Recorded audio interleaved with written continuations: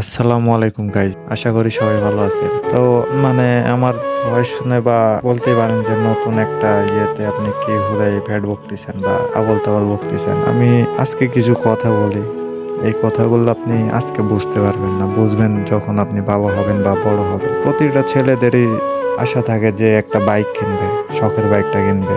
আপনারা বুঝেন আপনার বাবা কত কষ্ট করে রোজগার করে বা ইনকাম করে, যতই কষ্ট হোক আপনাদেরকে কিন্তু কিছু বলে না, একদিন খাইতে না পেলেও কিন্তু কিছু বলে না। আমি আমার বিষয়টাই বুঝাই। আমি আজ থেকে 2 বছর আগে বাইক কিনে চাইছিলাম, তো বাইক আমাকে দিবে বলছিল কিন্তু দেয়নি।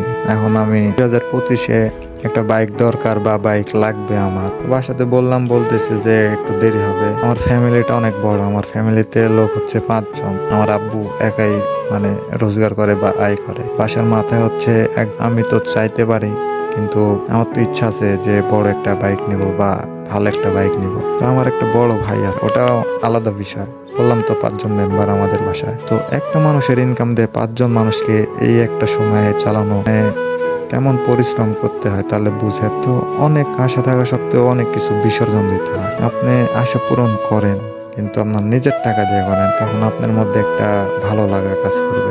সবাই যে কে বলতে পারবেন যে হ্যাঁ, আমি আমার টাকা দিয়ে বাইক কিনছি। আপনার এই কথাটা বলতে হবে না যে আমি আব্বুর টাকায় বাইক কিনছি বা আব্বুকে প্রেশার দিয়ে বাইক নিছি বা জোর জবরদস্তি করে নিছি। আপনার আব্বু দিবে, কষ্ট হলেও দিবে, কিন্তু এটা কিন্তু ঠিক না। তো যারা ম্যাচিওর বা একটু বুদ্ধি আছে বা বড়, তাদেরকে এই কথাগুলো বলতেছি না। আমি বলতেছি ভাই ওই ছেলেদের যারা আমার মতো পাগল ছিল বা পাগল। কারণ আমি তো নিজে দেখছি যে অনেক কিছুই দেখছি। আমার আব্বুকে আমি ছোটবেলা থেকে দেখতেছি যে অনেক কাজ করে বা অনেক কষ্ট করে। আমাদের 2 ভাইকে সময় দিতে পারে না, বাসাতে সময় দিতে পারে না। আমার আব্বুর সাথে এমনও দিন গেছে যে 1 সপ্তাহে 1 দিন দেখা হয়েছে, তো একবার জাস্ট এতটুকুই। আমি এখন যে বাইকটা চালাইতাছি এটা আমার বাইক না, এটা আমার বড় ভাইয়ের